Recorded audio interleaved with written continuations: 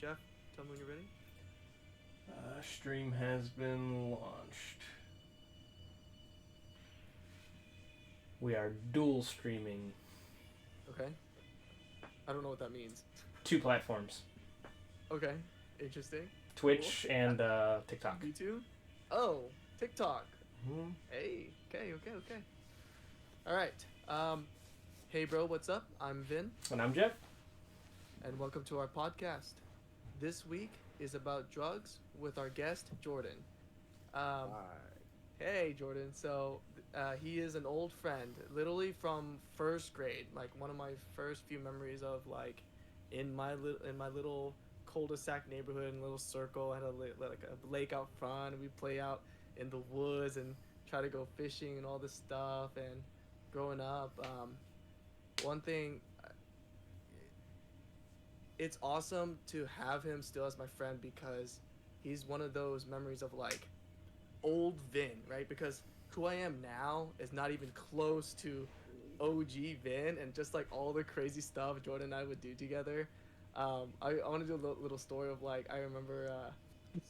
Oh my god, dude! So we were in the cafeteria, and I don't know who got this idea. I don't know if it was you or Osmond or something, but we got the little plastic forks, and we had green beans. We put it and we flick it, so like shot it straight into the air, and then I tried it, and it hits this girl's hair, and we all die laughing, dude. And then I got freaking me and Osmond got detention for it, and then you got away with it somehow. Whatever. That Um, sounds like me. yeah, and then just growing up into like middle school, high school, like Jordan had this growth spurt. Like he was the guy. Like I'm just gonna be honest here. Like pretty much every guy wanted to be like him. Every girl wanted to sleep with him, whatever. And I looked up to him a lot. Of like, okay, like how did you just that meet that a teenager boy. Just like how do you want to be a man, and the ironic part was like he got into the popular crew, and I got scared for a long time because I was the weird kid, and I'm like, dude, like there were sometimes I think we had arguments and talks of like, man, dude, like you're with the wrong crowd, or like I don't know if we're still friends or not, but and then we pushed through, and we just kept being close. So, Jordan, if you want to introduce yourself. Yeah, I'm Jordan. Um, like y'all heard, one of Vin's old friends. Yeah, and I just wanted to comment on what you're saying, like how we started hanging out with different people, Yeah. but yeah, I don't know. Me and you always stayed cool though. I kind of had, I had my group of friends like you, Ryan, and all them that I still hung out with, and then my other group of friends. But yeah, it means a lot to still have you in my life too, bro. Yeah, yeah. So, you want to start off with the quote of the week? Yeah, let me pull it up. Yes, sir. All right, so this one is: I have come to believe that caring for myself is not self-indulgent. Caring for myself is an act of survival, and I believe it's Audre Lorde.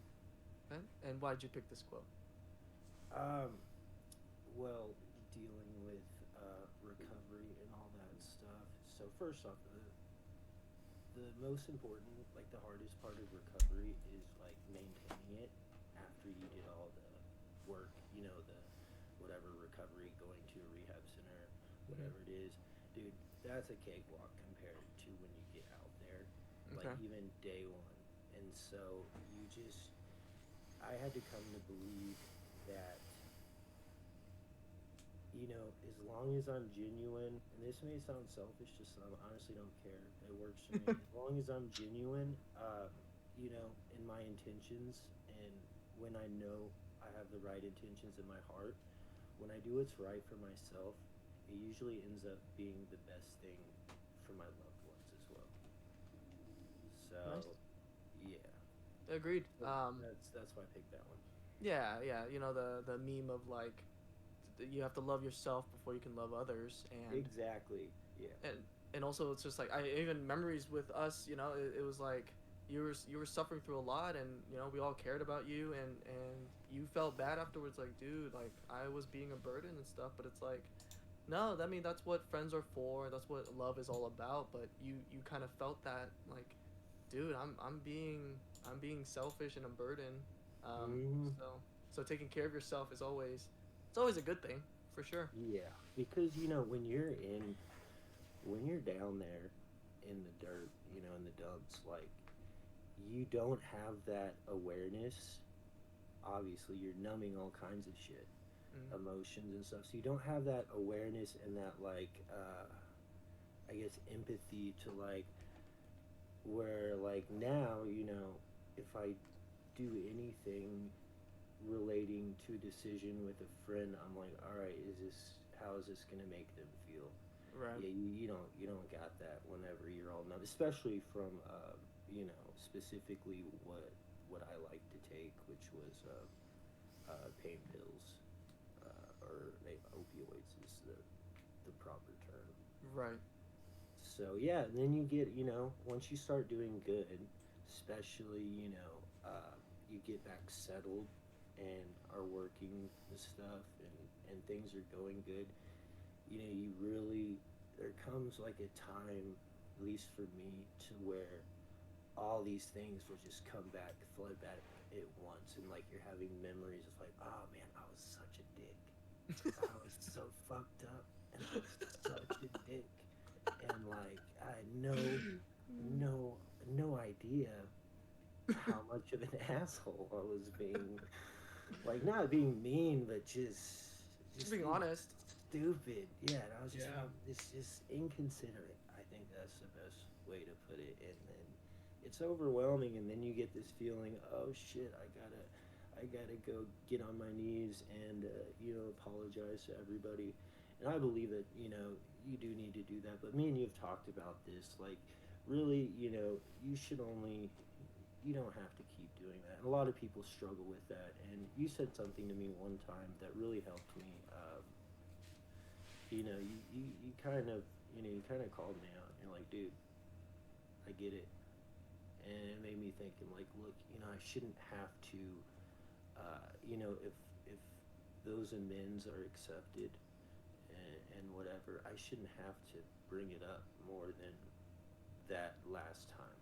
Yeah, yeah. I told you because you already had apologized, but then months had passed. It's hard to keep in touch with each other living far apart. But you would bring it up again every time we talk. You'd like, dude, I just want to apologize again. And I Well, yeah, said, yeah, and I said, dude, you've already apologized and you've already moved on. And one thing I want to commend you is you self-reflected. You're like, dude, I see this. I was an asshole. Like I was being a dick. Like and you've changed. You've confronted it. You faced it, and you're still working through it. And that's all anyone could ask for, right? Is you're doing the best you can. So it's like, don't worry about it. Like head up, face forward, right? Because looking back only just hinders you, only makes you stagnant. That's all I wanted you to just push you forward. And like let's move. Like I've already moved on. You need to move on. You're doing good, man. So yeah, and it's not healthy for either party to dwell on that either. And it's just since we talked kind of sparsely, whenever I'd talk to you, and then still felt like I hadn't seen you or anything, so I was still like, oh, I need to tell him sorry. But yeah, nah, totally. I really appreciate that. for sure, because I knew no one else would tell you that. So I had to be the first to be like, dude, let's stop living in the past. I don't know. I wish more people would, you know, uh, nut up when they need to tell their boy like, dude, like you need chill out with whatever. Like Sure. that really in my mind that separates a lot, like a lot like a friend versus like like a brother. Yeah, yeah, and granted, it depends on your environment, the people you surround yourself with. Like if they're dealing with stuff, it's hard to try to be there for others and move forward. So I can understand the other side too. Yeah. Yeah, Jeff, what'd you think of the quote? I mean, as someone who has also struggled with drugs, like it does pretty much resonate. Um, I wasn't much on the painkiller train, but smoked a lot of weed and did a lot of coke. Well, And Yeah. I can agree. Like, I have done and said a lot of fucked up things in those times, and Mm-hmm. can't say I've done as much as he has to make amends for it. I know I've said apologies here and there to the people I still talk to, but I'm sure there's plenty of people out there that I've done something to, and they're like, that guy's still a dick. Mm. Yeah, one real quick comment on what you just said, Jeff, is in AA. There's like they have like their it's like the 12 tenants and then the 12 something else. One of those is first, I think it's step 8, and it says make amends to basically make amends to everybody that you've hurt, but if you know if making that effort to make the amends is going to either not work, not do anything constructive, then don't do it. Mm. I don't know. I just, based on what you said, I thought maybe you could relate to that. I could. I mean, one day we'll get there. I just gotta sit down and think of everybody Yeah. that I've done something to. Yeah. But hey, I've been clean for years, so Congrats. still getting there. Yeah, it's a struggle every day. I didn't do the whole rehab like you did though. My rehab was the military. I joined and had to quit cold turkey. That's honestly like what I did was I call it a vacation. Like it was nice. So I'm sure you went a much harder route. That's what's up. Where did you serve? What branch? I was in the army. Okay, awesome, dude. Awesome. Well, thank you for your service. So yeah, we get started with Jordan. You want to just tell the audience your relationship with drugs, like just you know everything dealing with it. Yeah, it's kind of my relationship with drugs. I mean, Mm-hmm. of course, I'm an addict in recovery, and I always will be. I'll just kind of give a hopefully short backstory. I don't honestly don't really remember why I took drugs the first time. Mm-hmm. I know like in so whenever I was 11, I started getting so I got into guitar at the age of 9. I started taking lessons, and Dude, Guitar Hero. I fell in love with it, and you know, I just dove, dude. Everything I've ever done in my life, like I dive headfirst into it, and that includes drugs, and that's why my problem, I believe, was pretty rough. But I did that with guitar, and anyways, so I would hang out with my older sister, who's 11 years older than me, and she's a bartender. She's been a bartender since she was like 18. She's been working now. She's like running the place practically, but she's been working at the same bar and grill forever. Anyways, hang out with her and all her friends at that age, from like 11 to 13. Well, we have different daddies, so her uncle Richard on her dad's side was in all these bands. One was in Alice in Chains tribute band, which is that's one of my favorite bands of all time. And then he had another original band. So I'd hang out with them all the time. And obviously, they did a lot of drinking. And there's a lot of stuff that went on around me. And it's not like, my sister did a good job of shielding me from that stuff. But, like I'm a boy, I was always mischievous. So she can't, like, she doesn't have me on a leash whenever we're at the shows or at the after parties and stuff. So some of not my uncle or her uncle Richard, but some of the bandmates and stuff would slip me drinks when I was young, and I would see them smoking pot, and I would see other stuff, and I would see kind of sex related stuff at a very young age, and Yeah. so and these guys were my heroes. Like, uh, they were on stage doing what I wanted to do my whole childhood, which was, get on stage and do what I love and play music. And so, I saw all the drinking, partying, all the debauchery and rock and roll, that old school like sex, drugs, and rock and roll thing. Like, that was cool to me at that age. And so, yeah, I started drinking with them a little bit. And, you know, obviously I liked that feeling. And then, I don't know how I got this idea. Um, I'm like 12 years old and I'm at home and I'm going through, I'd started smoking pot a little bit. I'm going through the fucking medicine cabinet and I'm looking at all the prescriptions and I take the name and I fucking put it into the laptop and Google and I'm like, does blank, whatever, get you high? So I go through everything and I find alprazolam and I find hydrocodone and maybe a couple others. So it's mainly those two. This is when I'm 12 years old. And so I'm like looking, they have forums that tell you people's experiences and how much to take on your first time. And I'm fucking 12 years old and I'm like on all these forums, like figuring out, all right, what does this do? How much do I need to take? And yeah, I dealt with some anxiety, or a lot of anxiety, not too much at that age, but I thought it was cool. I think that's what it is. I was just like, all right, yeah, I'm gonna get fucked up on this thing. Yeah. And yeah, that's how it all started. Yeah. 12 years, 11, 12, 13 years old. Jeez, dude. Yeah. I knew you started it, but I didn't know like kind of what involved, like what your environment was like. So, yeah, that's my first time hearing all that. Yeah, I mean, it wasn't anything crazy like Hmm.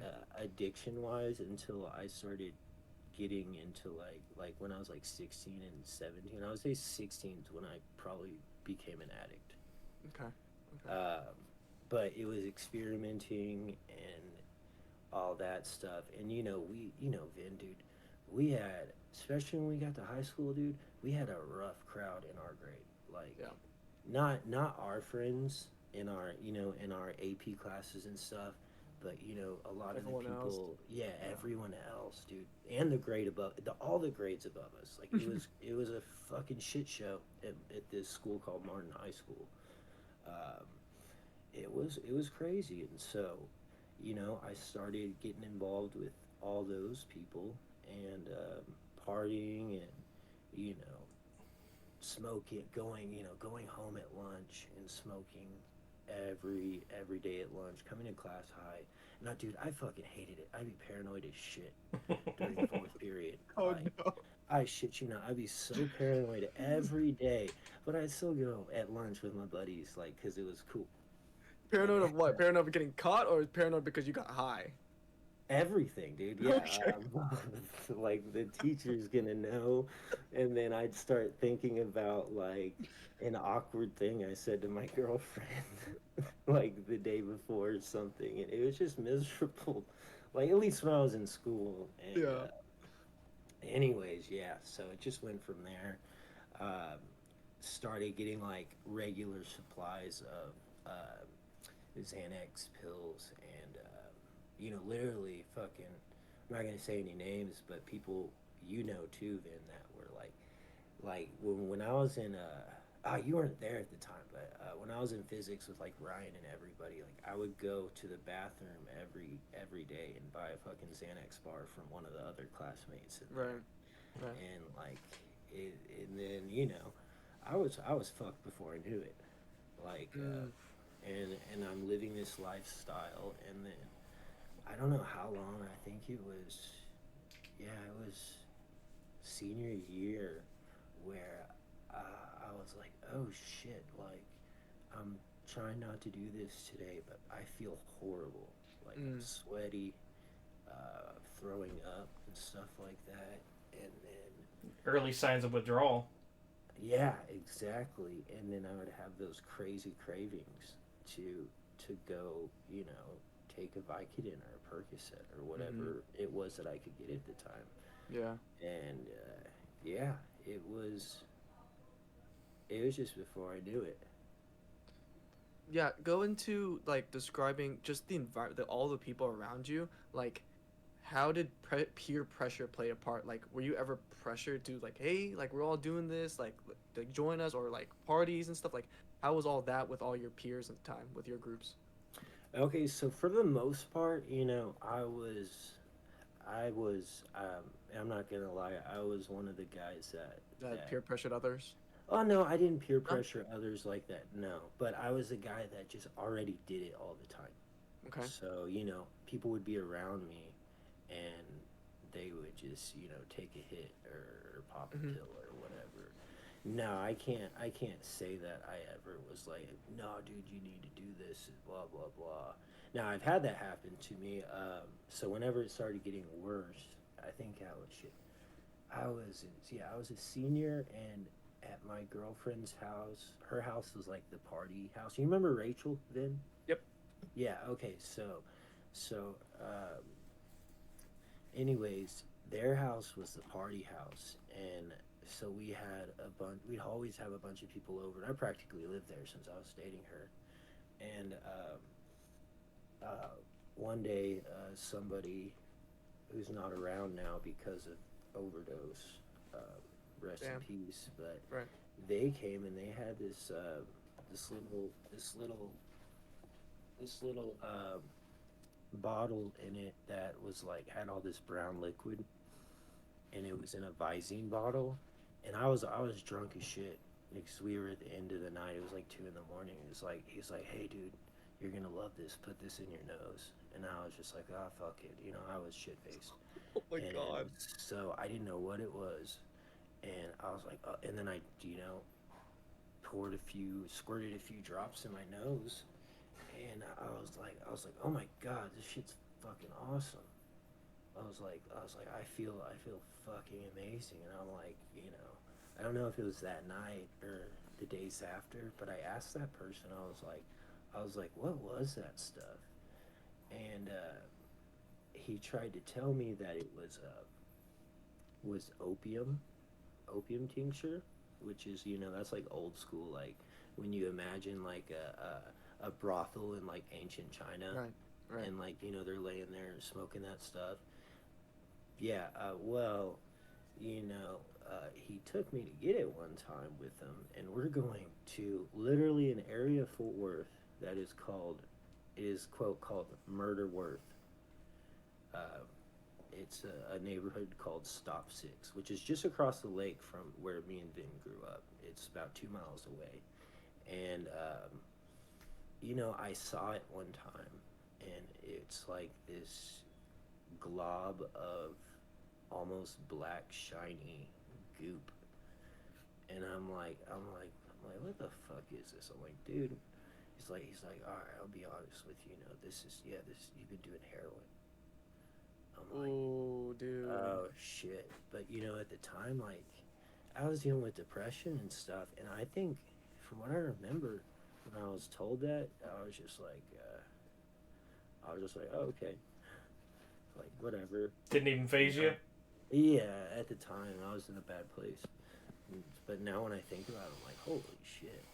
Like, that's too, you're going from telling me it's something down here to something, way up there as far as potency, danger, and just like the overall, what people think of Right. those things. So, yeah, and then, I was fucked. Like, um, just bad things started happening, obviously, mostly for my own decisions. Mm. And yeah, I fell into that.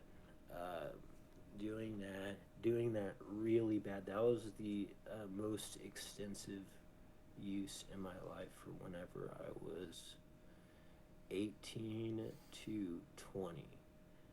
And then I think right before I turned 21, that's when I cleaned up the first time. And I was clean for about 2.5 years. Right. I still smoked weed. I was still a stoner. I'm specific, so I wasn't clean, but I'm talking about any kind of hard drugs. Yeah. And anyways, You remember Rami, right? Mm-hmm. Yeah, so this was like my other best friend. You know, there was only a few of them like up to Vin's level. Rami is one of them. Rest in peace. He had gotten a extremely rare uh, type of cancer called synovial sarcoma, and he had told me that the doctor told him that only like 50 people in the states get this on a yearly basis. So Mm. like really rare. Not, you know, they don't know how to treat it specifically, and so long story short, he had something happen. He went to jail. He had some kind of vision or something. He was grown up Muslim, um, and he converted to Christianity in jail. Some miraculous thing. And well, uh, his parents, who were, you know, hardcore Islam, um, they disowned him, Right. um, because of that. Um, and so, you know, he didn't really have anybody. So when he was going through that, a lot of the time he was staying with me and my family. And you know,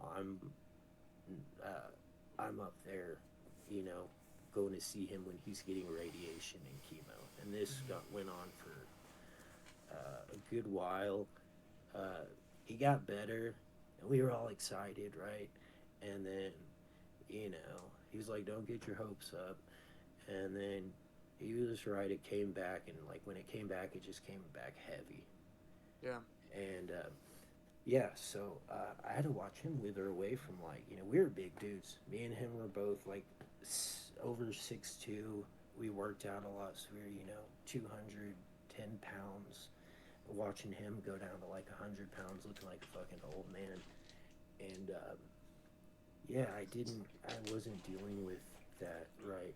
Um, you know, a lot of it, I was just in like, I was like in autopilot, just because, you know, he's dying, and like Yeah. you know, I was like, I gotta be there for him, like Rami, everything. And I don't regret this at all, but I was not paying attention to how that affected me at the Mm. time, and I just got totally overwhelmed.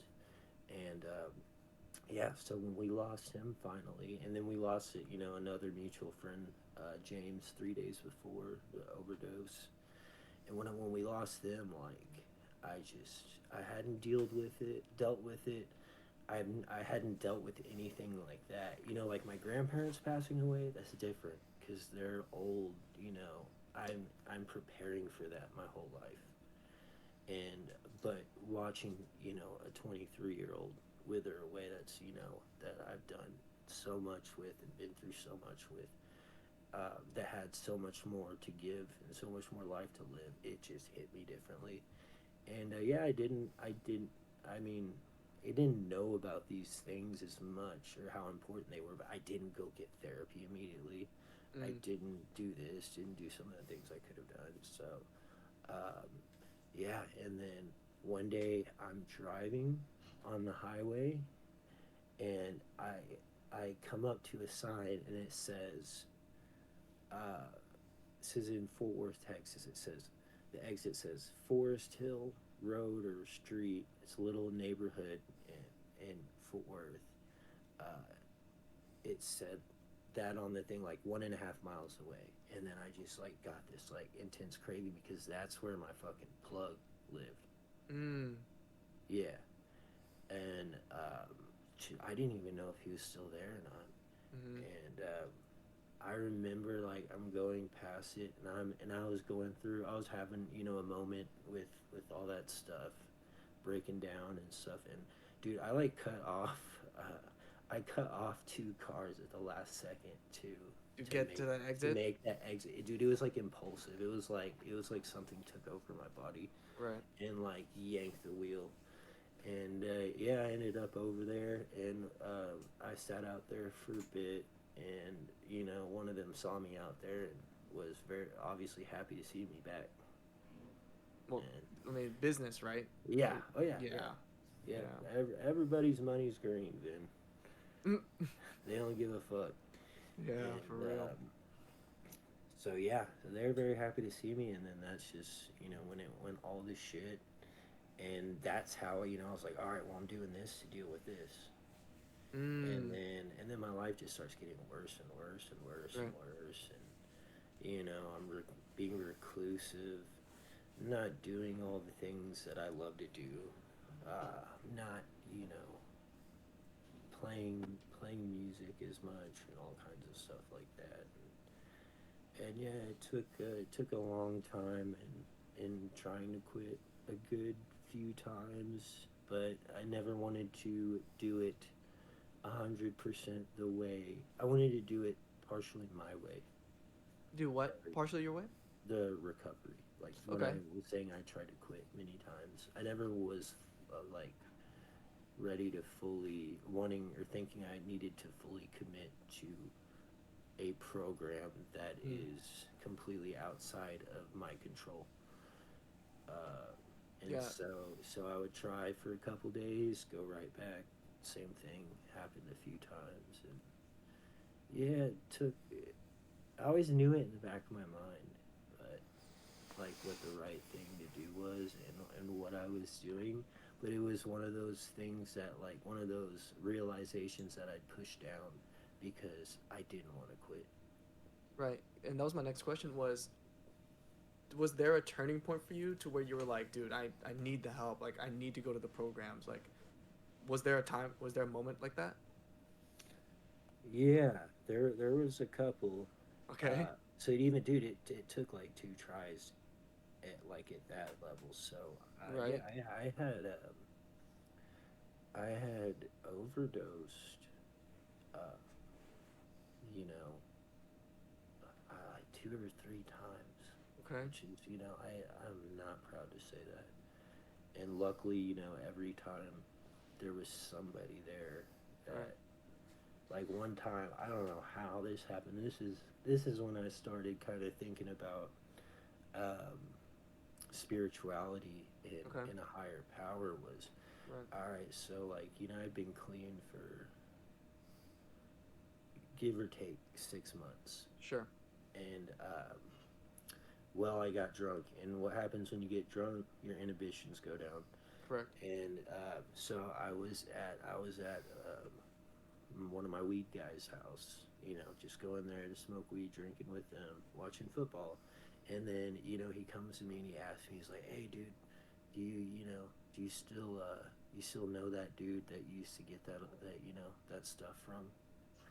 Referring to heroin, and I'm drunk. I'm like, "Yeah, fuck it, let's go get fucked up," Mm. and it doesn't even cross through my head at the time, like, what I'm actually doing. And when you get sober for a long time, your tolerance goes down like crazy. And this is how most people die, especially most people I know in recovery that have died. Right.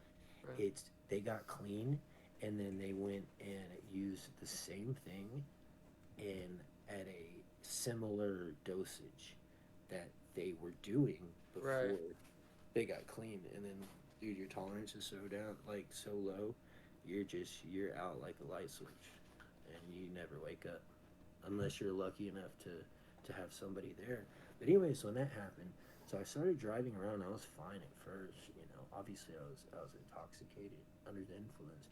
But I go to one of my fishing holes at the lake at Arlington, and I go and I pull over there, and it's like off in the grass, and uh, I just fucking passed out, and I was sick at the time, and maybe it's just like a delayed reaction or something. Well, luckily, dude, no one ever knows this spot.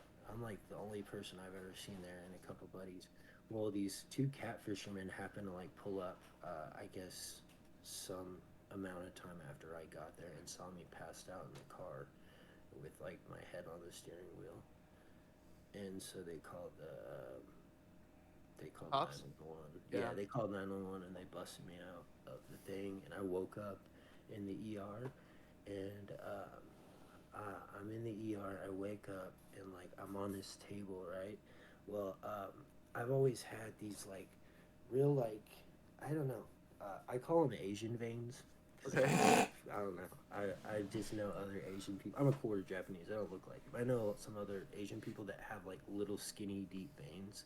So they could not get me. I happen to have pneumonia, and I had went septic, or it's not septic, sepsis, where your blood gets infected, Mm. and so they needed to inject me with some kind of emergency stuff, but they could not get a vein on me, well, at least quick enough. And so I wake up, and there's like this diamond drill going into my shin.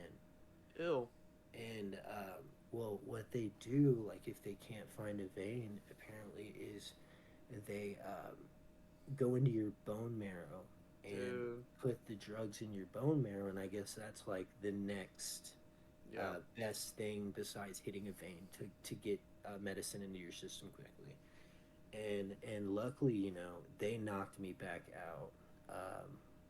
Literally, when that's happening, somebody like somebody either hit the button on my IV or put something over my face and knocked me back out. So I wake up and I'm in the ER room, and I have this giant looks like a Gatorade cap on my shin, and this is the cap to the drill bit that is inside of my bone marrow. Dude. And dude, this is such a funny story. Um, so I'm there, and I'm I'm coming to. I finally came to. I think I was out for like 36 hours after they drilled me. Anyways, I'm finally coming back to, and they tell me, all right, we're gonna bring the doctor in, and he's gonna take that drill bit out of your leg. Which this motherfucker had my bone marrow. Luckily, like Diamond's super clean and cuts super Mhm. sharp, so Right. it's not like it was like gonna be crazy painful. But he has an intern with him, and it is this super cute like little 90-pound Asian girl. Okay. And so he's like, oh yeah, we do not get this. We don't get many cases of them having to bone marrow somebody to give them antibiotics or whatever. So here, I'm gonna let you take this out. And so she's Who sitting take it there. out? The And intern? the intern, yeah, Okay. the sweet little lady, bless her heart. Okay. And so she's sitting there cranking on it, but she can't get it out. She's just twisting this thing inside of my bone, and then obviously they're not gonna give me any pain pills. Oh, Like dude. they knew I was in there on an overdose.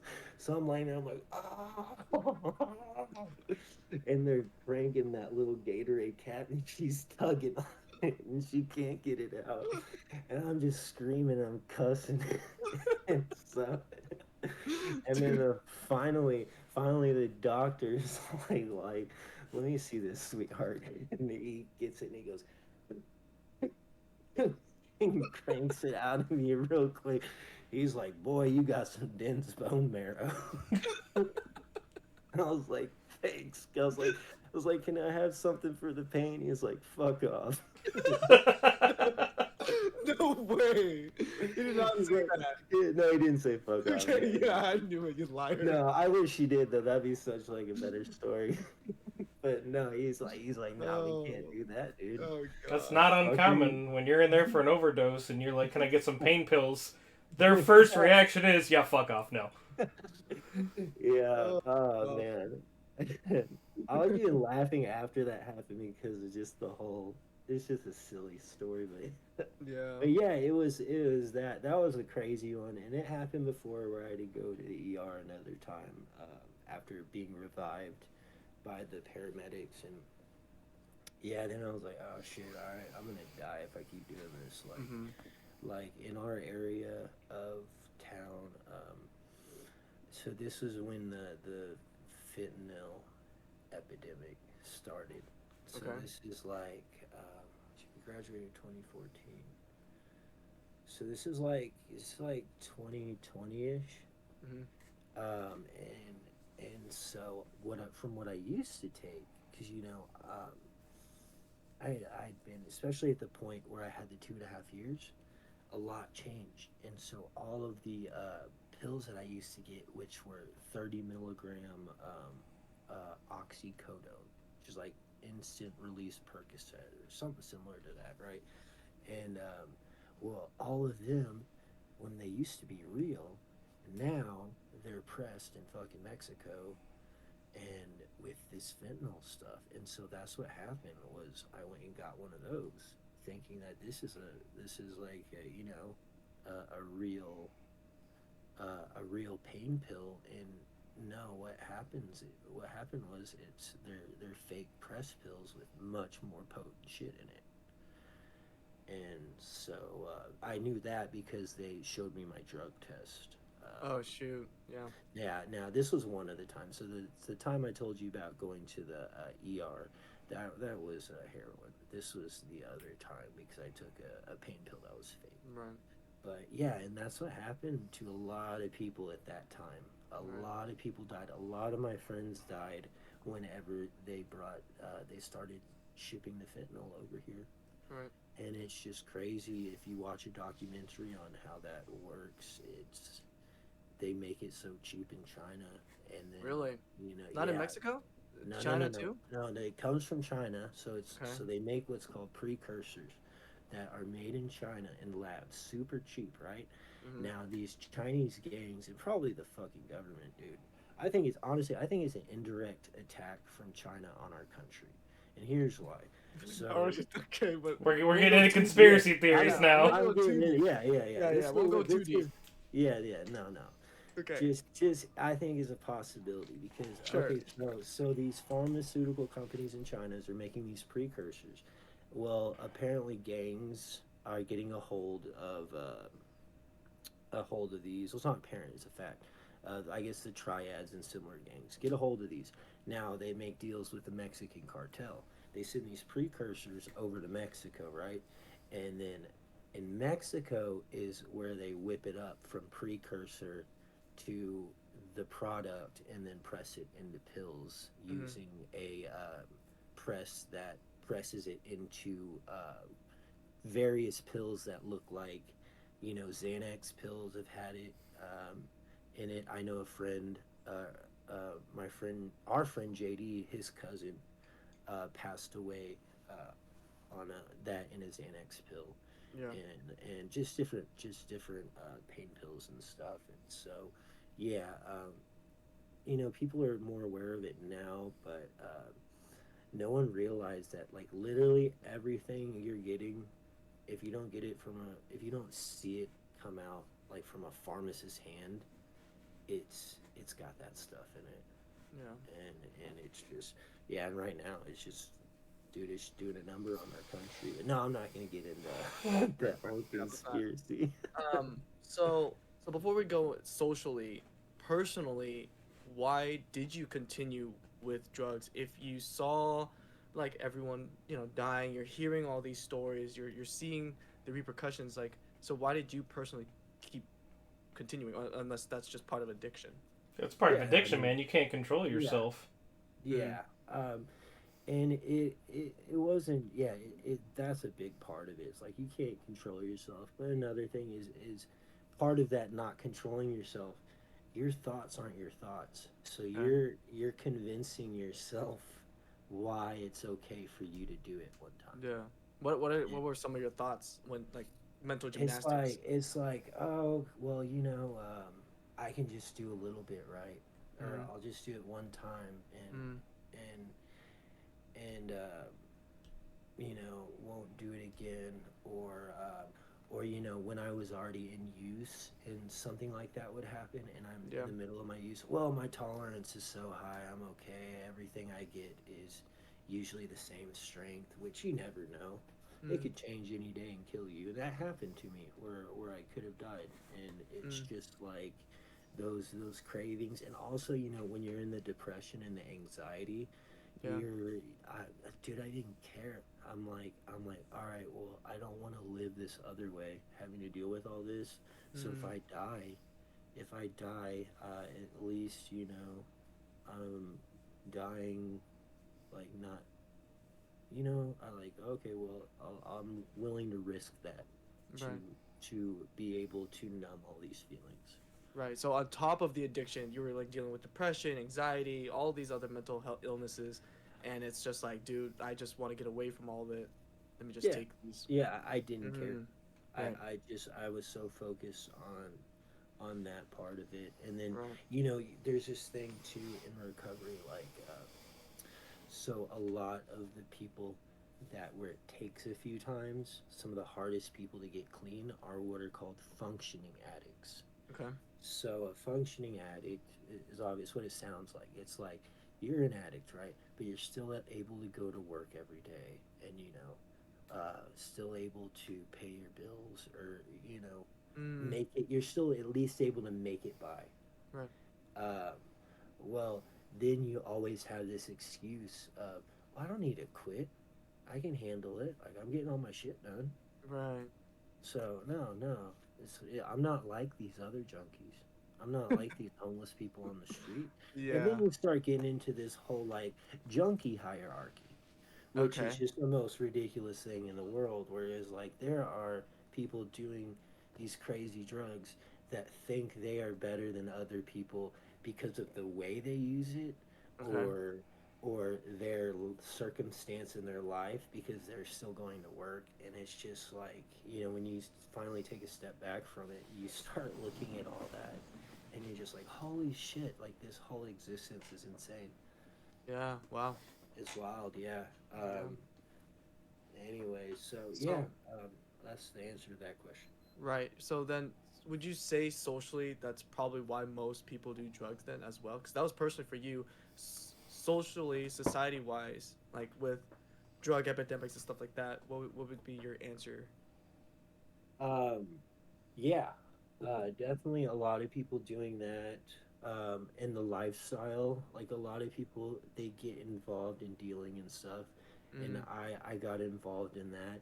Yeah. And okay, so in these circles of like all your customers, and just other people, like when you got the stuff, and especially when you got the good stuff, like people respect you, and want to Mm. hang out with you, and because they wanna they want to be cool with the dope man. Okay, so it's like And a reputation thing too. yeah, because I had felt, whenever before got into that, I felt that way towards some of the people that I got it from. I was like, oh, Yeah. I want to be cool with them because I want them to hook me up. Mm. I want them to give me the good stuff and the good prices. And then, dude, when I got into it, like, yeah, I'm not gonna lie, dude. I like the feeling. I like the power and the lifestyle, and Right. just I liked the danger. I liked just the whole. It's so embarrassing to say, man.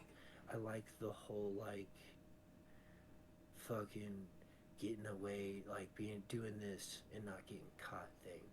Okay. And yeah, you get on this fucking power trip, Mm. and yeah, I mean that is what it is. Yeah. And then um, it just takes some, for some people worse than others, but for most of us uh, that are in recovery, that have had success, it took something like really bad in our lives caused by our addiction to make us realize that, like worse than You it need to should stop. be. Right. Yeah. Um, Uh, did yeah. did the drugs give you a different outlook? Like, was there something you could see differently because you took drugs that otherwise, like for example, I would never see?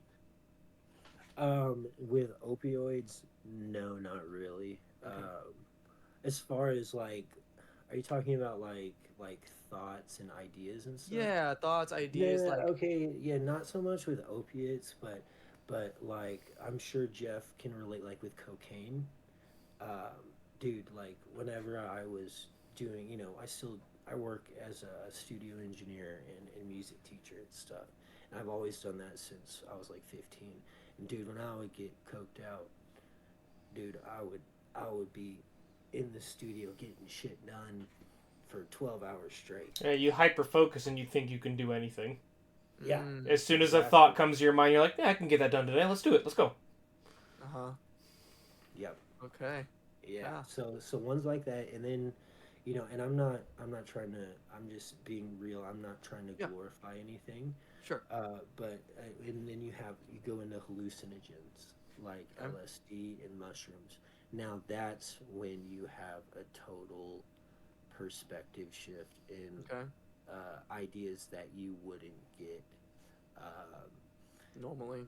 yeah, normally because it takes you to another place, and I don't know what that is. People, if anybody's watched a fucking episode of Joe Rogan, he Yeah. all that shit. It takes you to the other dimension, and you can see the entities in the other realm, and that's Alex Jones. But All these bears in the fourth dimension. Like, That yeah, yeah, all that these depends on your dancing bears. environment, though. Like, True, no, true. Yeah, 'cause, I mean, there was a time. Oh, I was like fresh out of high school. It was right before I joined the army. I was at a music festival where like 70s style music, like just like a vibe, and like we're all sitting there dropping acid. And I remember like halfway through, like I had zoned out so much and was like just so shifted over that like I could see the music waves in the air. I was like, man, this music looks great. And they're like, you mean sounds great? And I was like, no, it looks great. yeah, that kind of stuff. Exactly. damn. Yeah, Wow. Yeah. but Um. yeah, No, dude. That's wild. It's I don't know. Obviously I can't even imagine. But obviously it makes sense when you're just dealing with a lot of stuff, or like you literally, your environment was perfect for addiction, right? It's like all your yeah. all your friends, your social groups, everything you were dealing with. So it was literally the perfect concoction to deal with that. So Yeah. going along with that was, how did drugs affect your life, like quality of life, like what was the you kind of went into the beginning, but kind of describe kind of your day to day of being addicted and deal and living life. Yeah. Okay. So let's see. So yeah, like in my worst times, it Mm-hmm. was uh, the way I lived. It was like my number. So I've always been working and stuff, and always, for the most part, had jobs. And so, in order to be able to work, I can't be dope sick. So Yeah, but what, that's dope sick? dope sick. Yeah, withdrawals. I'm sorry. Okay. Okay. It's just like, dude, that terminology is. Yeah, you I describe it. hate Yeah, so dope it, sick is withdrawals. but yeah, yeah. Anyways, so my first priority is okay. I gotta get right before work, Okay. and so I would go to my plug, which they were gang members. Are I'm sure they still are. Mm. And so they had like a whole crew like round the clock. Somebody was serving. Yeah. Somebody was up. I mean, you can call it fucking 6 in the morning, dude. And Mm. you go over, and I mean, this is the worst part of town, man. This Right. is like you would shit your britches. Probably. Like, Yeah. and the only reason I wasn't was because I was such a fiend. I was just like wanting my shit that I would disregard. Like I'm hearing gunshots and stuff like that. Damn, dude. It's stupid. And so I would go out there, which, like I said, it's a hopping and skipping away. Like where we grew up, dude. Yeah. I never realized it until I started getting into that lifestyle. Mm. That, dude, we are literally across a lake from one of the most dangerous, drug infested, gang infested, crime infested, murder, whatever parts of Fort Worth. Jeez. Just on the other side of the lake, dude. Mm-hmm. And so I would go over there. Didn't take me long to go over there, and come back, and then just like if I would go on a date or anything like that,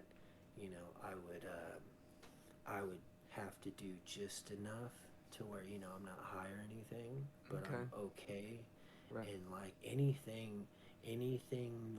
normal person type of stuff that I had to do, I had to get right before, and getting right is doing just enough to make sure that you can function and not be sick.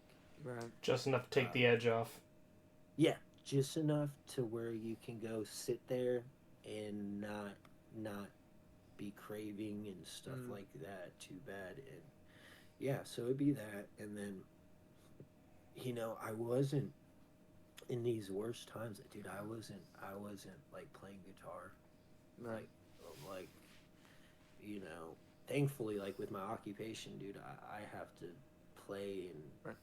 every day now. So, Good. but dude, yeah, I mean, like me and that guitar, like that's that's just how I express myself. One of the main ways, Yeah. and I was not doing that at all.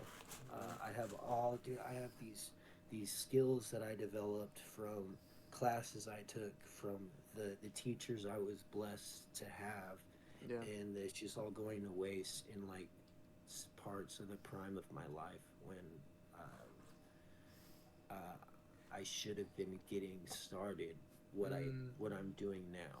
Right. And but I used to have a big problem too. What kept me in the usage sometimes Okay. was going back to like, I fucked this up. I've wasted fucking 2 3 years on all Mhm. this shit. You know, I didn't finish college at 22. I always had high standards for myself, and it's just like, well, I already fucked it up, dude. I'm only like fucking 24 years old, Mhm. and I'm like, I already fucked it all up. My life's Mm. over. I can't. There's no, There's no like reason to get there's better. because I'm already past my prime. Gotcha. 24 years old, like Right. Right. so. A lot of that, and so you get depressed on that, and then, dude, and I was being a fucking bitch. I was being a pussy, dude, and I was just like, woe is me, Yeah. and I was just like feeling sorry for myself, which is like, to me, man, that's like one of the worst things I could ever do is to sit there and fucking wallow in my misery. Right. Because then it just makes you want the drugs more. Yeah, because you're miserable. So what do we do as addicts when we're miserable? Go right Fucking back. you. Yeah, yes, sir. Mm. And it's just like a whole cycle, and then like, you know, luckily, I always hated a lot of the other some of the other people that use those same drugs I used, just because like at the time, like I'm functioning, I have relatively good things going for me, and I used to think I was better than them, and so Mm. I was a like a solo dolo type of addict. Okay. Um, yeah. Describe solo dolo in contrast to what? What else could you put? As far as like a social addict, like so with opioids and with heroin, this is mainly when you get like real deep down in the gutters. But Okay. people that hang out at the same apartment and just use together, Right. and like kind of a community of addicts, Right. rather than what I did was I would get my shit and then I would go home and be by Mm. myself and watch Netflix or um, just dick all, dude, like nothing, Yeah. not out, dude. Right. That's what. So most people that do these hardcore opioids, what they're chasing is what's called, you're chasing that nod. Now, when you're nodding out, just like if you're really tired at Right.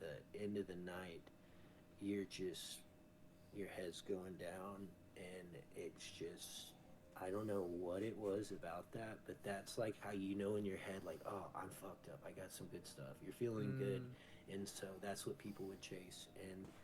And yeah, I was in, whenever I would, some of the plugs, the dealers that I had were those type of users, to where when I would go over to get my supply, there would be all these people in there passing out.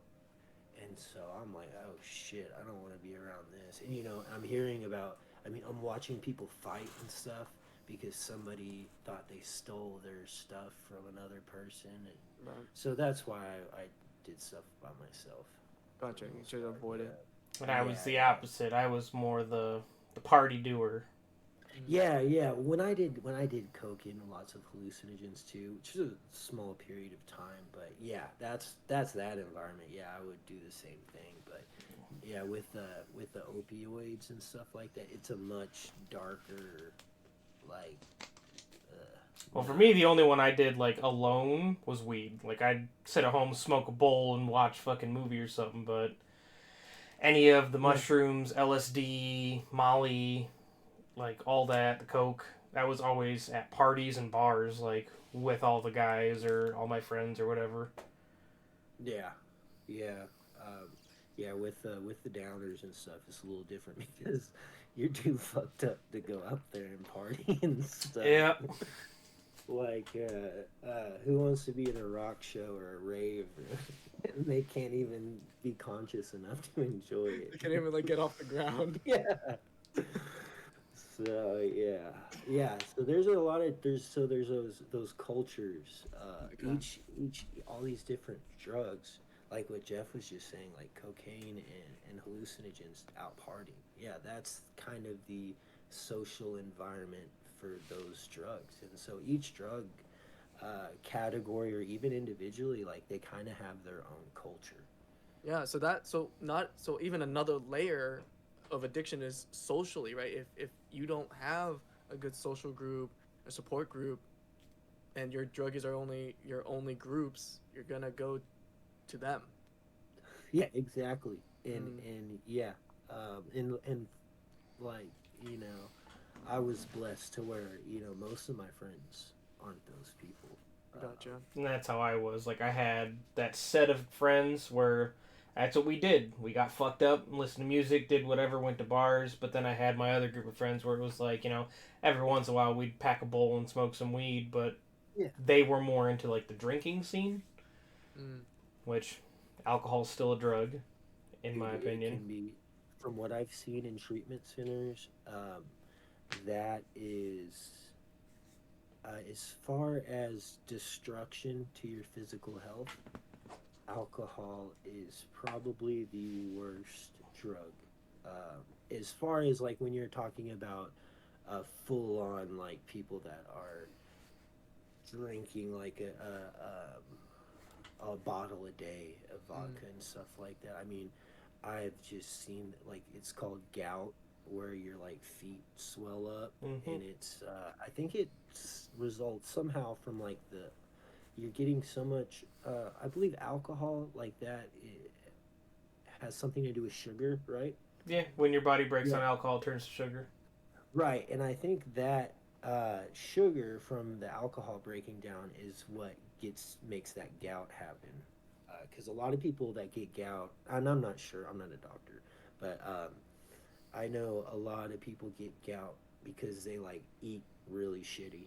They eat like tons of sugar and you know Fritos or whatever. Greasy Not eat foods.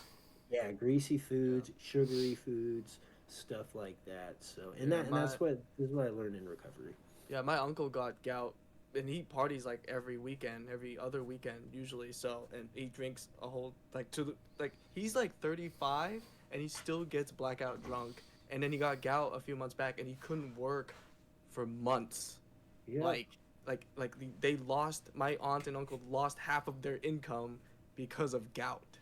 yeah. No, Yeah. I had the gout too. I had it in my hand, and there was like literally like if you cut a tennis ball in half, it was like that Jeez. over. And this was not from like drinking or anything. I Mm, don't know what happened because I've always ate relatively good. Maybe I was eating shitty at the time. I sure. don't remember, but yeah, dude, that stuff's no joke. Like Right. it disables you, especially if it's your feet. I mean, you can't walk. Right, exactly. He couldn't walk. He had to stay at home and stuff for months. It was crazy. Yeah, Yeah. I'd seen a man in particular when I was in treatment. He got there right when I got there, so we were there the whole basically like for 4 weeks together. I Mm, watched this guy come in drunk, went into a wheelchair when he's detoxing, could not walk. His legs are just shaking. Like, and he had to teach himself. They had to have a physical therapist come to help teach this man how to walk again.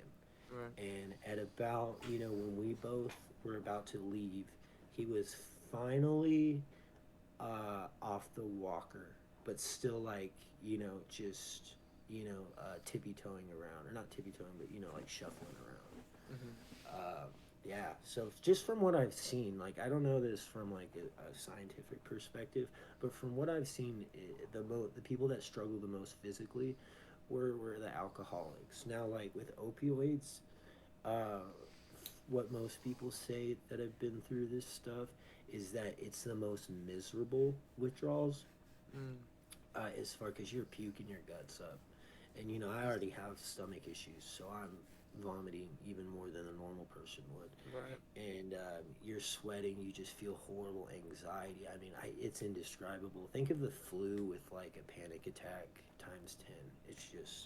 It's miserable, and but at least relative to some of the other drugs, particularly alcohol, um, it doesn't damage your body as much. Mm. Now, this is things I've heard when I was in treatment, and just from what I've seen. So, and I'm not by any means saying that taking opioids does not do damage to your body. It does, and I know that from experience. Right. But Okay. yeah, Can you describe gateway drugs? Because it's like, it doesn't. Isn't that also just because we just went through the social, we went through all the mental. So, aren't there gateway drugs that kind of like also help people get into the harder drugs? Like, what is all that? yeah, gateway drugs. So, if you say this to any stoner, and there are stoners there that I can't. I'm not the type of person that can smoke weed all the time, Okay. especially with my anxiety. I have to deal with it on my own. But some people can. Some people, it helps them, I believe. But Okay. if you tell any like dedicated stoner like weed is a gateway drug, Mm-hmm. they will shit a brick, dude. They'll get pissed. But I'm here to tell you from experience, it is a gateway drug. Now Okay. maybe it Jeff's disagree. it, it and for okay, not overall for everybody, but for for me, I believe it was. Okay. Just from my own experience, I'm speaking. I'm not Yeah. speaking on behalf of anybody else. Mm-hmm. Um, and why I say that is just it it introduced me into that world in the first place, Mm-hmm. and um, and none of my friends that didn't smoke pot um, had any other drugs, but my buddies that did smoke pot, uh, not all of them, most of them didn't, but Mm-hmm. a good few of them had other drugs too, and I there's at a point to where I wanted something harder. I got used to it, and was smoking so much to where like I didn't even get stoned anymore, and yeah. But this is my experience only. Jeff, like, why do you say no? So, like him, speaking from personal experience and the people that I've seen around me, to me, weed was never the gateway drug. Because there has never been a time where me or anyone that I know was high on weed and was like, seen or given some other drug and been like, oh yeah, like let's do it, why not? Alcohol was the one, because that lowers your cognitive thinking more Okay. so than weed does. So to me, alcohol is the one where I've seen dozens of people, myself included, drunk as fuck, and they're like, hey man, try this. And I'm like, sure, let's go. Yeah, yeah. Okay, and I agree with that for the most part. Like, as far as, like, dude, yeah, you're just smoking weed, you're just a stoner. Like, yeah, I don't think weed, for the most part, um, is going to drop those inhibitions like Mm-hmm. alcohol will. Yeah, alcohol, that's the one. Where I fucked So, up, man, many So, times was booze. so yeah. maybe for you, Jordan, was that people that also like let's just look at correlations, right? So maybe people, because y'all not only did weed, y'all also drank, right? So like a combination of both. Like you just it was just at the same time, but you might have thought like weed was the gateway, but it might have been alcohol. Yeah, I don't know. I think Hmm. this is like a case by case thing. Sure. Oh, I would agree with that. I would definitely Yeah, agree. yeah. I don't agree with anybody who overall says weed is a gateway drug. You Hmm. know, in general, this is just what I was dealing with. And mind you, like I just said, like I had already tried these things when I was 12 years old, Right. Right. so I knew in the back of my head what I could get a stronger effect from. Right. So, you know, I'm sure, I'm 100% sure that had some type of influence. So, as far as the drug itself, no, I agree with Jeff. As far as the drug itself, I think what I'm talking about actually is the specific people. Gotcha. Um, yeah, yeah. Yeah. But real like actual um, across the board gateway drugs like you hear, I'm sure all y'all have heard this, this happens to normal people all the time. People get an injury and get prescribed hydrocodones, and that shit's highly addicting. All opioids are. And they get hooked on it and they abuse it because they like the feeling. And then you're taking that, your tolerance is going up, Mm. and you're not getting the same feeling. And Right. so I need something stronger. Well, what's after hydrocodone? Usually for most people, oxycodone. Hmm. And then what's after oxycodone? From my experience, for most people, heroin. And then now in the age we're in, it's fentanyl. Right. Dang. And yeah, those are ones. And yeah, I think most of the medium level drugs, besides psychedelics, you know, and also now I'm speaking like some of my recovery buddies would probably disagree with this, but I think psychedelics, when used properly, uh, can be constructive. I mean, they're uh, they already do microdosing of psilocybin in California and Colorado, or at least Colorado, for depression. And there's another one called ketamine, which literally changed my Uncle Brian's life when Mm. he was getting, and he's getting this at a doctor infused for depression. Um, and yeah, so I believe that there can be definite benefits from those if used properly and responsibly. I would recommend. I mean, I'm not gonna ever recommend taking anything without a prescription. So, or Mm. or in a legal state, like with some kind of guidelines. Um, but yeah, and you hear, like, I'll reference Joe Rogan again. Right. Him and some of these other podcaster guys and all kinds of people are advocates from that, and have uh, those things have benefited their life, at least what they believe. Right.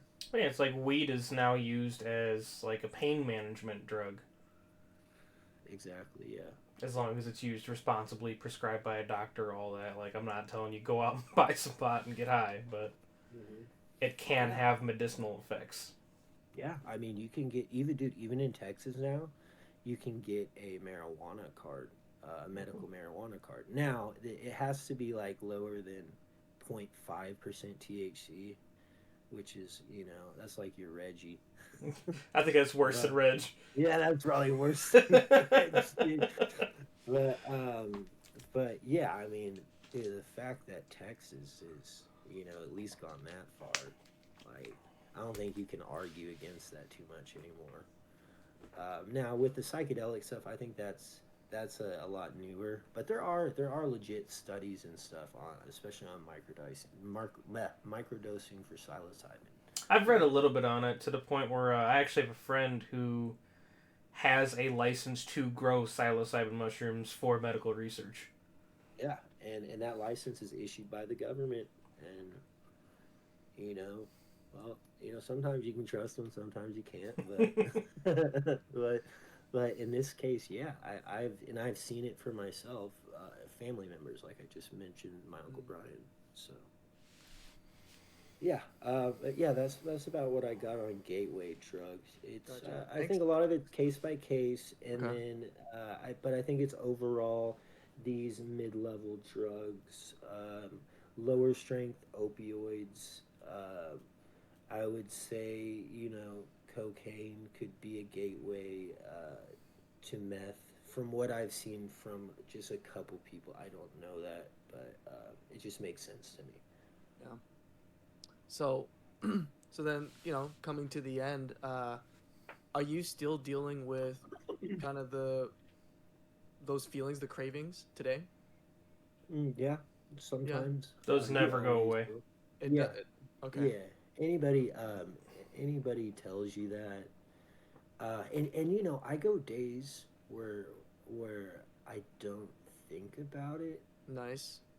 but nah, they're always there, and even if they're not in the front of your brain, they're back there, dude. Mm, They're demons, man. They're demons waiting for an opportunity, waiting for you to get weak, and then that's when they come up, and gotcha. you got that devil on your shoulder.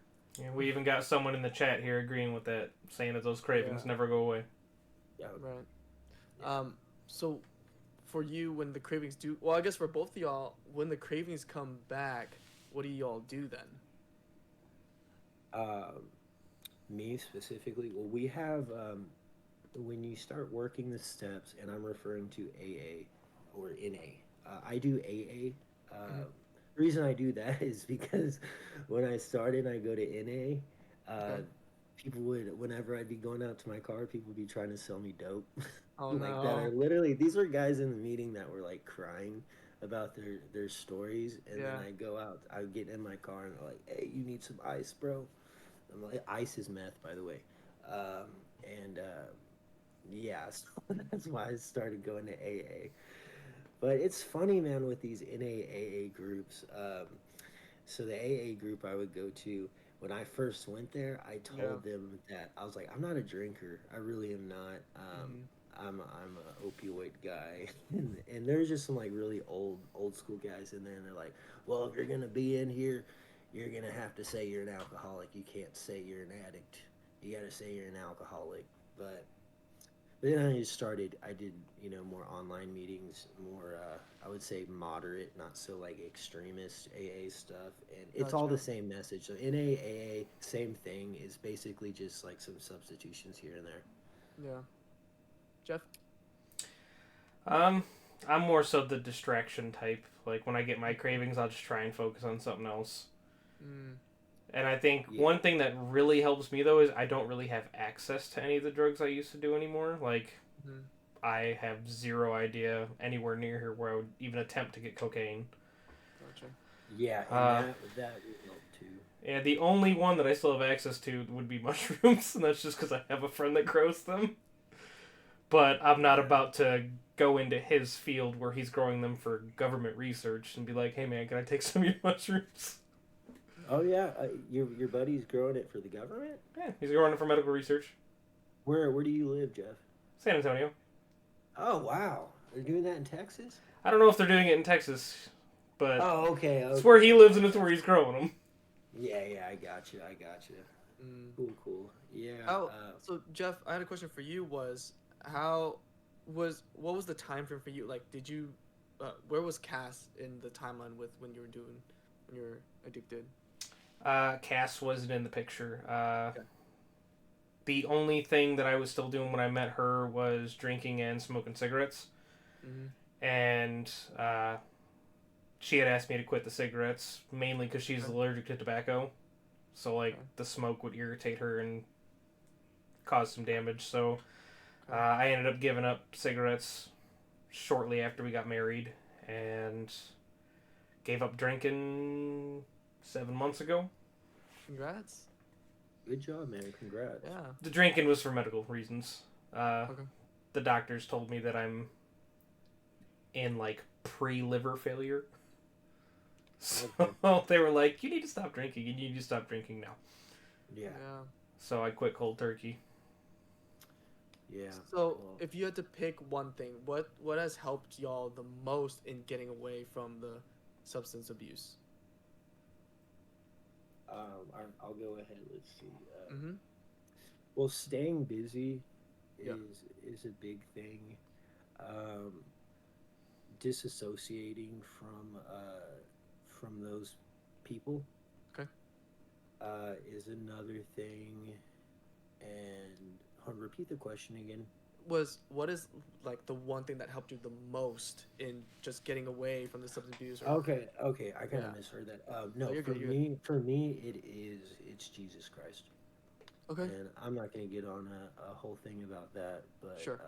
And this is all like personal to me from things that happened in my life. Mhm. A lot of it with Rami, and it works for me. And so on that note, I think that for a lot of people that are really really struggling addicts, I think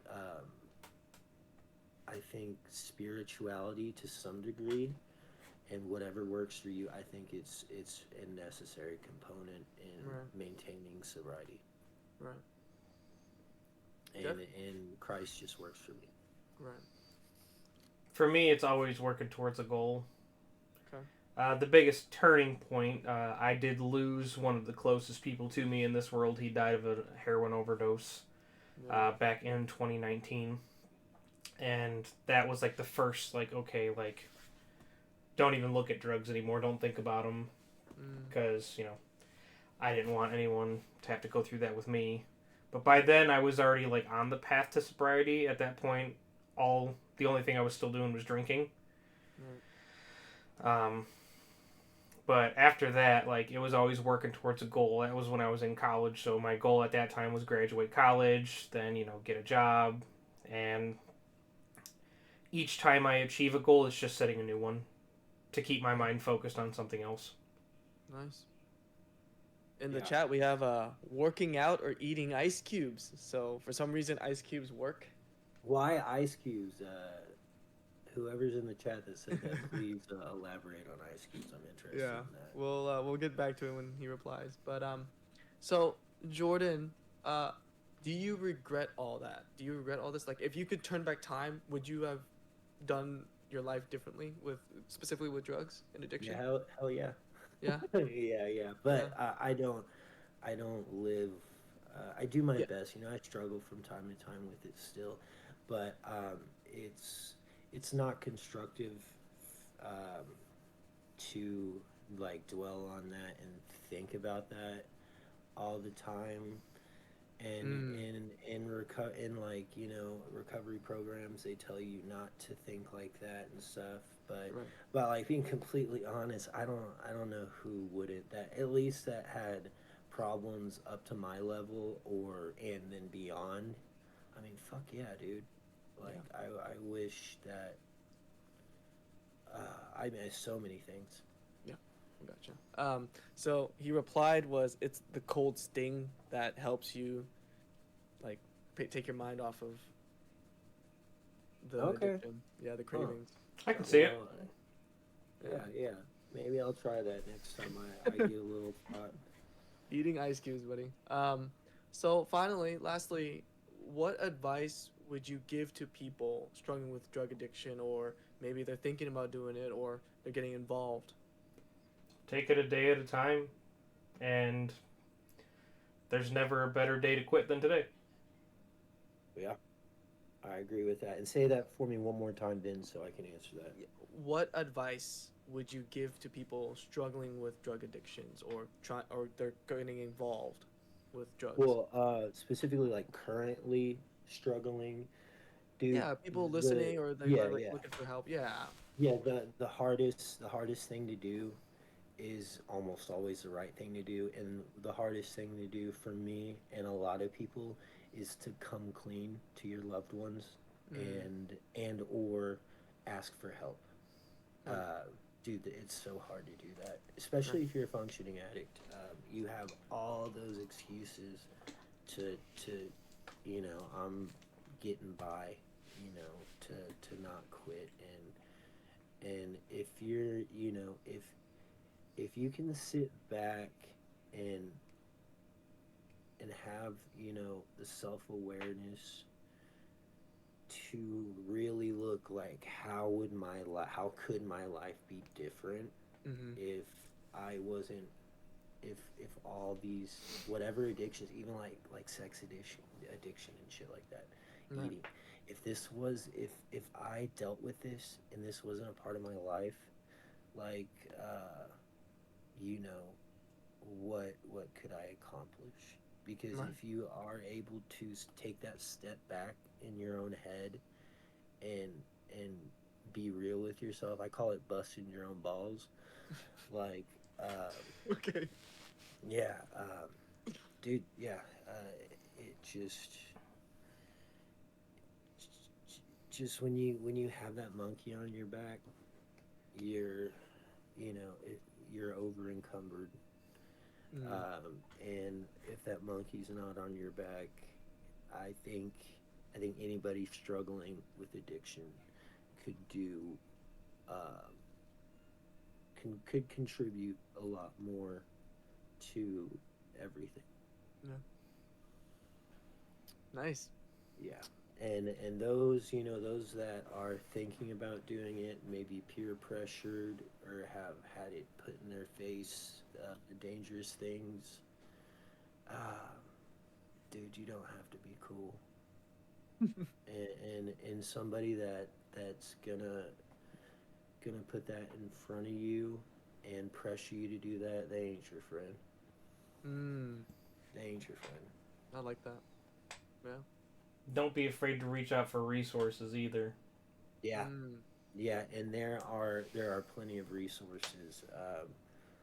I mean, there are facilities and stuff that will pick you up from the fucking sidewalk in Skid Row, LA, like the worst places. They will come and get you, right, and it may suck, dude. It may not be what I was fortunate enough with insurance, because I was still on my parents' insurance at those times, right, and my dad worked with a government contractor, and so we had good insurance. So I was blessed to be able to go to these, fucking, like I said, vacation.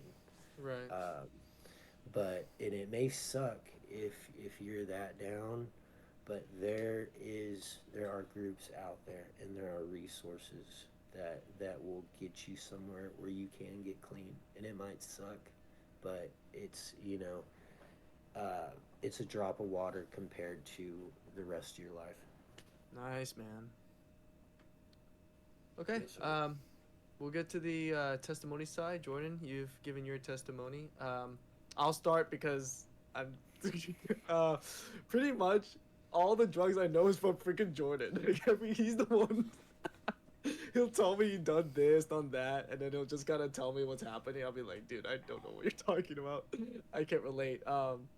And like he's the one that actually introduced me to weed. Now he gave me a blunt. Do you remember that night? It was in your garage, dude.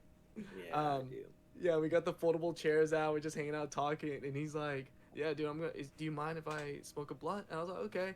He's like, "You want to try this?" And I was like, "Sure, why not?" I was like, "I don't mind trying things once." So, I tried it, and I've never done it. I'm super like prude or whatever, and especially at the time. So I took a hit and I did it wrong and I died. I freaking choked on it and I'm like smoking out puffs and he's Jordan's just dying laughing, not even helping me. I'm on the ground asking for help and water.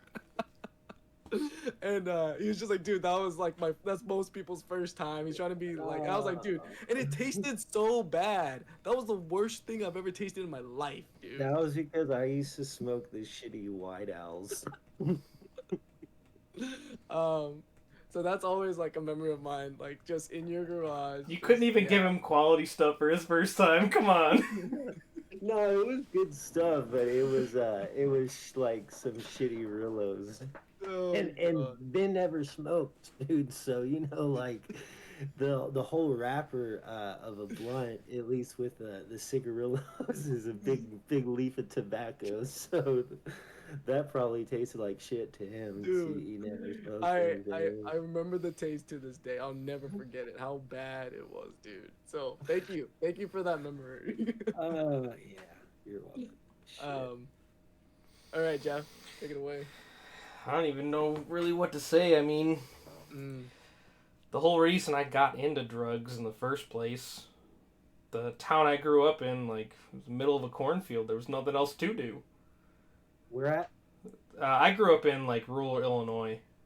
So there's nothing to do. So, of course, all of us at, like, 13, 14 turned to drinking, and eventually other things were introduced, and I became accustomed to it a little quicker than the rest of my friends. Mm. To the point where, like, especially when I was drinking, like, they could put anything in front of me, and I was like, man, fuck it, why not? Mm. Although I at least did have a little bit of a head on my shoulders, because I drew the line at, like, the hardcore stuff. Like, I never touched meth, I never touched heroin, anything along those lines. Did you ever get offered those things? I'd been offered meth once, but never even been near heroin. Yeah, meth, worst drug ever, guys. But struggled with it a lot, especially when I was having the bad bouts of depression in high school, and my first wake up call was my first suicide attempt. That was near successful. I ended up hospitalized for about 4 days, and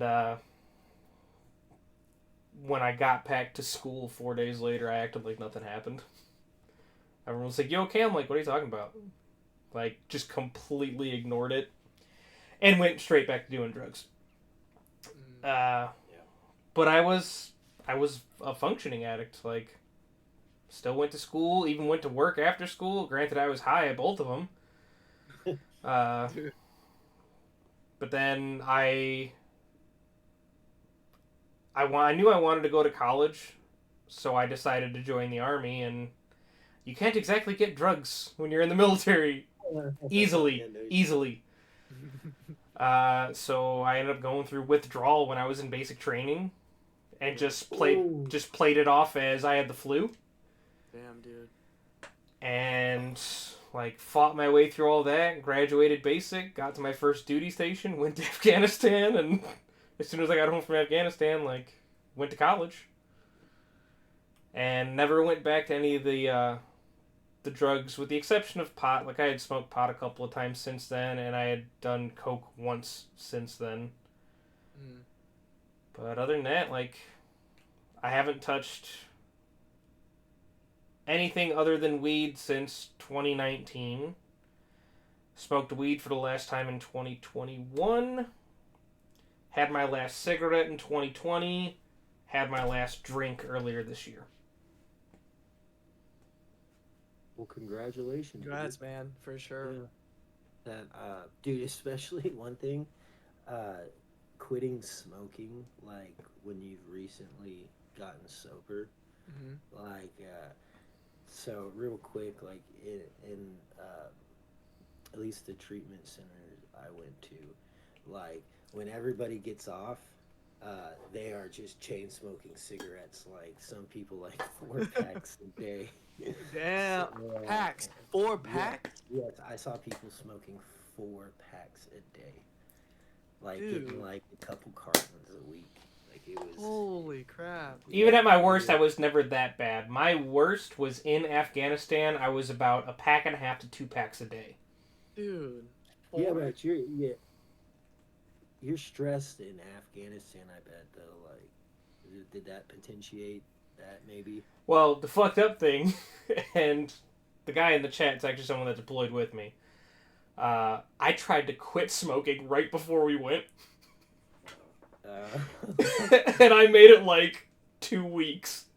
And then eventually I was like, alright, I need a cigarette. Someone give me a fucking cigarette until I can go get my own.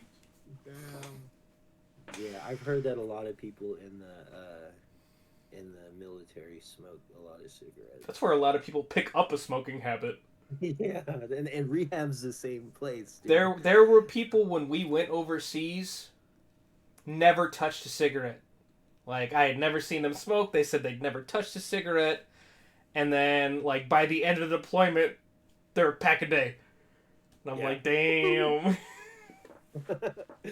Yeah, same thing when you're in treatment, dude. I didn't smoke cigarettes either, and then I'm smoking a pack of Newports already. Like, by the time I'm done with my withdrawals, I want like a pack a day of Newports. Newports. Oh. Yeah. Unfortunately, that was the easiest thing for me to get, the unit I was with, because my unit was out of Chicago. Like, that's just like the cigarette of choice in Chicago for some reason. It's fucking Newports. Yeah. That's also the cigarette of choice a lot for drug addicts too. I don't know what it is about that menthol. It's got to be the menthol. Yeah, it has to be that. Luckily, I never took that home with me.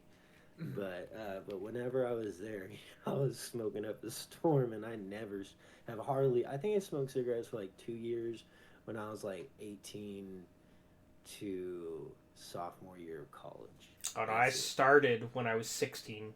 Like, I started regularly smoking when I was 16, and let's see, in 2020, that was 4 years ago, I would have been 27. So I smoked for 11 years. Wow, I'm glad you quit, dude. Still, that's the hardest craving. Like, I crave cigarettes 10 times more than any other drug. Really? Yeah. Shit, yep. The drug's a drug. All right. We feel good to end it here. So today was drugs. Next week we'll talk about smoking. So, Jeff, cigarettes and weed, right? Yeah. Smokes. Yep. Alright, motto. Don't forget that we do have our Discord server. It is the Brothers Bonfire. If you're wanting a community and a band of brothers that are going through similar experiences as you, then come join our journey and take a seat at the bonfire. Our Discord link is in the About section, and all are welcome. Along with uploading every Wednesdays, we are also streaming the podcast if we are recording on Sunday. So come hang with us after the podcast. The stream is a safe space for anyone to just chill, hang, and chat about anything. Take care, guys. Thank you so much, Jordan. And shout out to Firewolf for chatting in the stream. So thanks again, Jordan, man. Oh, real quick, how do I pull up the chat? Oh, you can tell me later. Yeah. I mean, I can leave it up right now if you want me to, and you can come join it. Okay, so Yeah, let me sure. stop the I recording. would enjoy that. Go to twitch.tv. /stop. And then once you're on Twitch, you will search my Discord name, so Jay Blokel. Sorry, what is your Discord name again? JBLOKEL.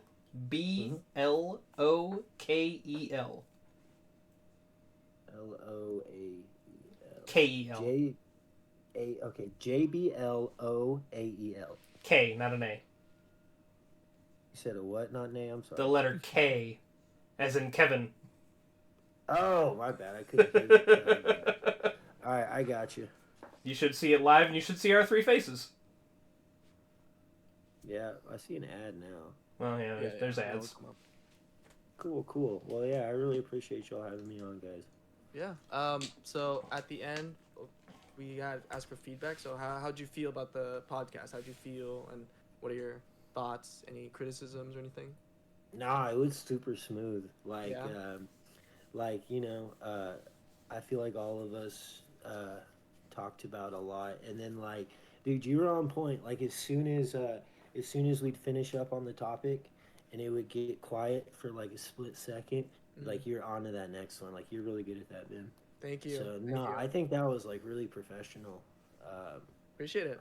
Yeah, I think both of y'all did a good job, and I thought it was good, like, as far as everybody getting a turn to speak. We all respected each other, no cutting off and stuff like that.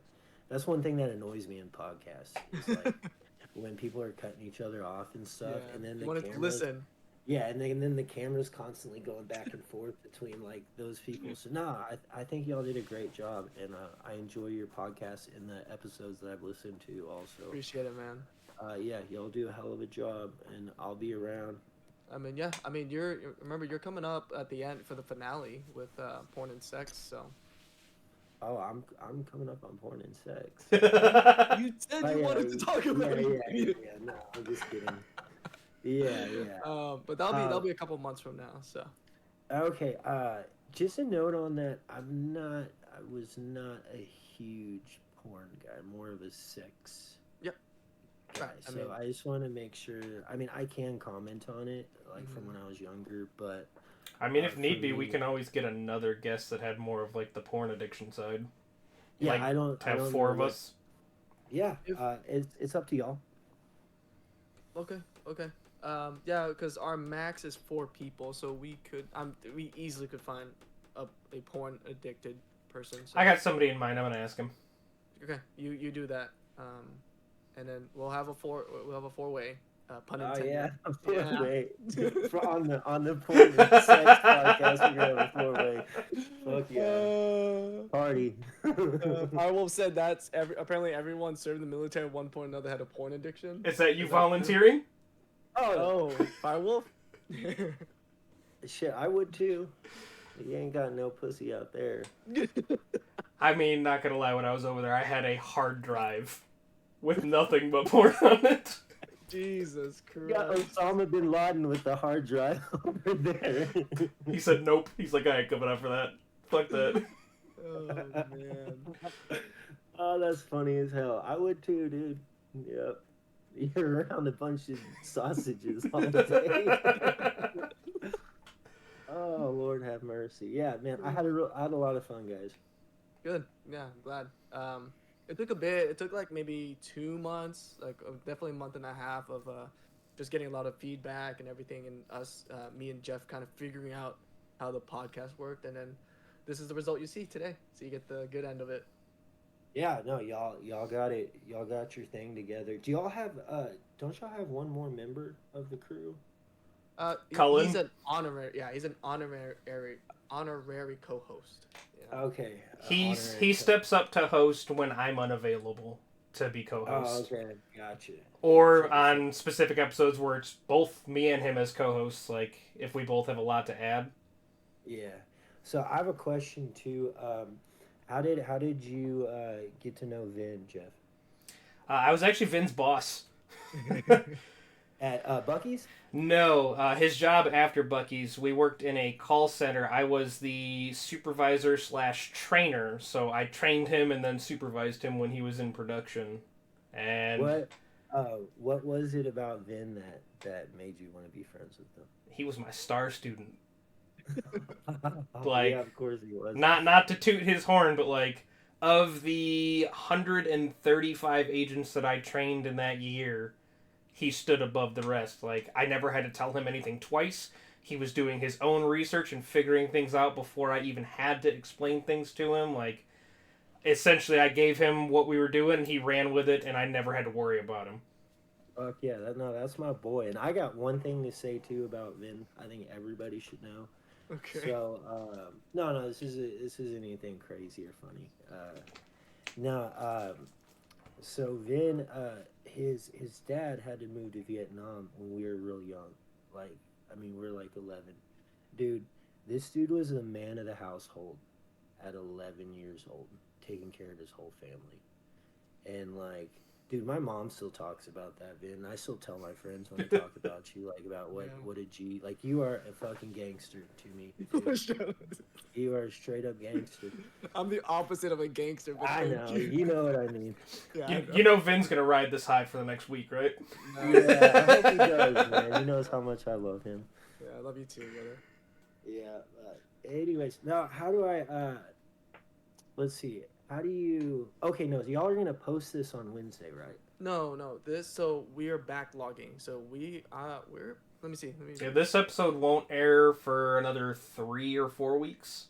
Let's see. Okay, so yeah, I was just asking like if if that's what y'all did was like post it later. yeah, we have 'Cause 5 weeks wanna listen to backlog, it. so it's a month. It's 5 weeks from Wednesday. Okay, yeah, make sure to let me know the date so I can put it in my calendar and I can Oh, yeah. listen and stuff. Oh yeah, and then post it, promote it. Yeah, that'd be nice. Yeah, I will. I will definitely do that. I'll post it and I'll go ahead and drop if you want to send me a link or something or some kind of thing to advertise it like on my Facebook feed and Instagram or whatever, Okay. I'll do that. Yeah, And 5 weeks from now, that'd be nice. Yeah, I appreciate yeah, that. because a lot of of course, like a lot of the people, a lot of my friends and stuff are gonna recognize your name. Oh Everybody yeah, loves you that I know, so they'll yeah. hopefully that'll bring some of the Arlington crew over to check you guys out. I think y'all did a phenomenal job, and all the other ones I listened to were great too. Appreciate it, dude. Like, yeah, y'all keep it going, so you do a good job. I don't think I told you when I was at Bucky's and it was a busy day, right? And we had multiple registers. I had to hop on whatever. So this girl and a guy comes over and I'm checking them out, and the girl looks at my name tag and she goes, Vin, like Vin Lee, and I look at her. I was like, what? And she goes, I'm Morgan Bryan. And I was like, do you remember me? Yes. Out of all the registers, it was busy. There was hundreds of people's in line. She ends up on my freaking register, and she remembers me. And I When am. was this? When was this? This was 2 years ago, 3 years ago. It's been a Is, while. is she still smoking hot? Well, I'm kind of biased now because I don't know, but she's. Oh, I'm sorry. That's my bad. No. You're good. I'd say she's still pretty, but like for me personally, I didn't like notice. I didn't like think Well, about it. we know her as crazy Morgan from elementary school. Yeah. She was wild. Yeah. Yeah. I guess. Yeah. Nothing like enough for me to be like I didn't even recognize her. Right. So. Yeah. No, she definitely had a glow up after high school. Okay. That's what I was asking. Okay. I guess I don't know. Yeah. Yeah. That's what. Do you sorry. still keep in contact with everyone? Not everyone. Like quite a few people though. Like I'll hear from every now and then. Like Ryan, JD Powers. Yeah. Which that I was referring to him with his cousin that Right. had passed away. Let's see who else. Not too many people other than that. Eric, of course, but I know you weren't super close with Eric. No, dude, I was thinking about it, and just like literally a week ago or 2 weeks ago, I remember because I bring up about like how I was the weird kid, and I remember like Eric and all them, Carter Butson, all those people, and I'd be like, I would try to just hang out and be like, hey, like text me sometime or whatever, and I remember they would just leave me on red or deliver it, and I'd be like, why are these people not talking to me? And I didn't get it, and now I'm older, I'm like, damn, like it's kind of sad, but I don't know, yeah. Shit Dude, happens. no, in high school, everybody loved you. At least when you're in Martin. Everyone, Maybe if not. they knew, Yeah. yeah. And yet you're sitting here, Vin, telling us like I was the weird kid. I only had like my small group of friends. Yeah. He's sitting here saying everybody loved you. No, they did. They did. Maybe when we were a little younger, but no. If Vin had the potential to, he could have got some good pussy in high school. No. Reminder: we are still live. Oh shit! I mean, he said stuff already, so it's funny. No. Hey, it's a safe space. You're okay. You're okay. Just giving you the reminder. Yeah, thank you. Oh Lord. Dude, I always bring up. I literally brought up in the podcast about. Do you remember Brett Bicknell and me going like the 3 stages of anger, trying to go Super Saiyan and little in class? Oh yeah, man. I was thinking about that during the podcast, but I was like, I'm not gonna bring that up. Dude, yeah, like Jordan literally I don't know why you still stayed as my friend. That's the craziest part. All these years, just me doing. Because you're Vin. Yeah, he's Vin. He is Vin. He's the V son. Like no, he had respect. I hate sometimes when he talks like he was like an outcast because a lot of people. literally right. Okay, so when I had my glow up around like 18, like senior year of high school, I finally got a girlfriend, and she was really pretty. And Ryan could not believe this, right? I don't remember how the conversation, but pretty much he was just like, dude, I don't know how Vin got this girl because he's weird. Like he's not. So that kind of got me the perspective of what everyone else kind of thought of me if they didn't really know me like you did, right? Is I'm the weird kid. So for Ryan to be like, I don't know how he got this girl. Was that Emily? Her name is Emma. Yeah, dude, you're Emma. Yeah, remember her friend? I remember her friend. Yeah. What was her friend's name? I don't remember. Courtney or something. Yeah, Courtney. Yeah. They were cool. Good Yeah. times. I'm gonna close the stream real quick though. Okay. If you're still All right, watching, bye, thanks for everyone. hanging out, y'all. Yeah.